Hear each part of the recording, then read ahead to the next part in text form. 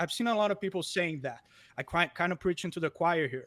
But something that I would like to add that not a lot of people are talking about is that we need to be careful also in our, and I understand, right? I understand that we're super grateful for our audience. We're super grateful for the blessings and the positions that we're in. And we are eager to announce that gratefulness to the people. It's like I can imagine a billion things better for you to do with your time than watching a Dan Yeah, Vasc that's video. true. That's true. And you chose to watch a Dan Vasc video in spite of that. And that just leaves me in awe. And I have no words to express my appreciation for that fact.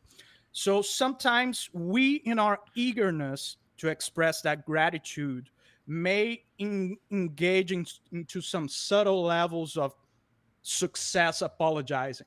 And I think that's something that we need to be very careful about, because I worry about the up and coming creator, the guy who's been grinding for God knows how long with 20 viewers, and he hears our saying that, hey, streaming, being a good streamer is the easiest job in the world. And the guy's like, what? Yeah, because he's grinding. And he's probably editing his own videos, doing all of that good stuff. Yeah. So I assure to that guy that that's not what we mean. Yeah. We're like, when we say that streaming is easy, that it is a blessed position that we're in. What we mean is that we are in the promised land portion of the journey. Yeah. Right? No. But there is a desert to be crossed to get into that promised land. So because it's like if the guy hears us saying that indiscriminately, that's a good point. Being a good streamer is the easiest thing to do. The guy's like, well, I've been trying this for years and not being successful. If it is that easy, am I stupid? Do I suck? No, you're not. You don't suck. You're not stupid. There is a phase, there's a time for everything. You're going through the desert part of their journey right now. And it will take you, I tell you from experience, and I know Ripa knows this, it will take you hard work. It will take you grindy, sleepless nights. Yes. It will take you often it will take you loneliness. It will take you tears. But dude, keep going. Keep learning. Keep improving. Keep grinding, because here at the other side, man, it's fucking awesome. Yeah, once you fucking blessing. Once you're in that position to be able to create, and you're being rewarded, you have this audience of people that you can interact with. Like, yeah, look, man, that's the blessing. But to your point, to get here, it's a grind. I mean, I say it all the time. A lot of you guys' favorite YouTubers. I was on YouTube long before they were, right? I created I was 16, man, when I was on YouTube, when the thing first really popped off in the mid 2000s. What year was that? That was 2006, going into 2007. Yeah, when I first got on. Channel started to really take off in the early 2010s because of the vocal covers. Yes, it did have another explosion in with the 2017, 2018, definitely with me covering the comic book stuff. But yeah, it was a grind. It was a grind to get to where I'm at. And yeah, back when I was definitely doing my own video editing and everything, it is a job, and it works. I think to prevent yourself from being in a position like what Hasan is, where he feels like this shit is draining his soul, is if you're going to be streaming, if you're going to be creating that content and really trying to act independently like that, you have to do something it is that you actually enjoy.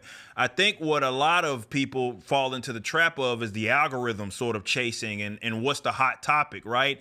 And that's kind of what it is, that it's a bunch of those streamers, they all do the same shit, right? It's the same kind of content it is that they produce, doing in the just chatting section on Twitch, watching other people's material and then going off for maybe 10 minutes and then the videos just playing or someone else's stuff. Like, it's the same type of stuff, and you can tell that they started doing that because, well, it was the end thing at the time. And now they're on this ship that they can't really jump off of, even if they prefer to do something else. Yeah, I guess that will sort of drain your soul, but that's what I'm saying. It's like it's a self-inflicted wound, right? It's something that you Yeah. did to yourself because you were trying to chase that algorithm, or you were trying to chase what the end thing, and now you became something, or you built an audience of people that don't really rock with you. They rock with you for what you're doing. And that is the mistake that I've seen so many creatives make. If you guys watch my old videos when I used to talk about this and give advice in my perspective on this, I would always say, like, dude, you got to create content that allows you to be yourself, because if you do not, you're going to cultivate an audience of people that are whatever the facade is that you're putting on, the front, if you will.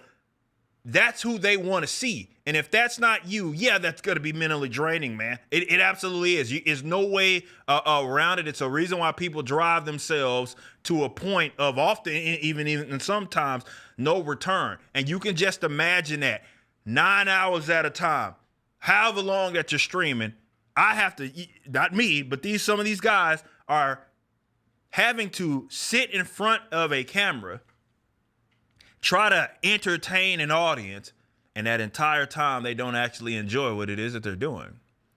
That will fuck you up.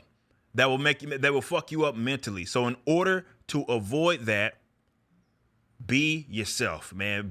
Or at least create content that allows you. Yes, it can still be work, and there's gonna be the tedious aspects of it every now and then. But if you're able to be yourself, which is what I do, like I said, I get to record this, and there's no off. This is like who it is that I am. People that have seen me in person, I'm the same exact guy with the same damn positions. I do not want to put myself in a position to where, like, I got to create content that I don't actually enjoy doing because, well, that's the only thing that I can get views on. That shit, yeah, I guess it would drain your soul. I guess it would be, it would fuck you up. But I'm glad that you brought up the point earlier, because it's a phenomenal point that, yeah, this is not in reference to those that have been, because I've been there. We've all been there. That's been part of that grind. And yeah, you're not there. You're not where we're at right now. You're not there quite yet.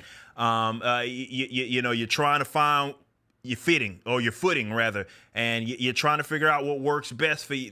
Yeah, it is going to be a grind.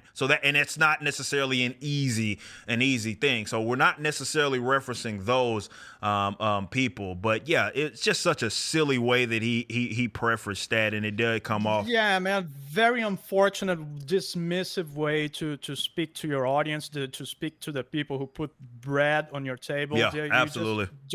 Don't do that. But to your earlier point about being hostage of an audience that you don't like, it's like it's something that if there's one advice I can give to up and coming creators, man, don't.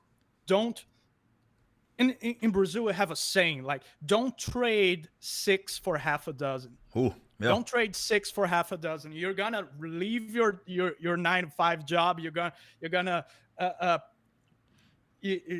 stop spending time with your family. You're gonna grind in order to build something. And if you're gonna build that upon a foundation of an audience that you don't enjoy hanging out with, you just you're trading a job that you didn't like for another job that you don't like. It's gonna be soul sucking for sure.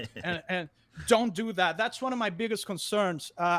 When I'm planning a more viral video, it's like, what kind of people I will attract numbers, but what kind of numbers will I attract? Yeah. What are the individuals behind those numbers? What will they expect from me after that viral video is over?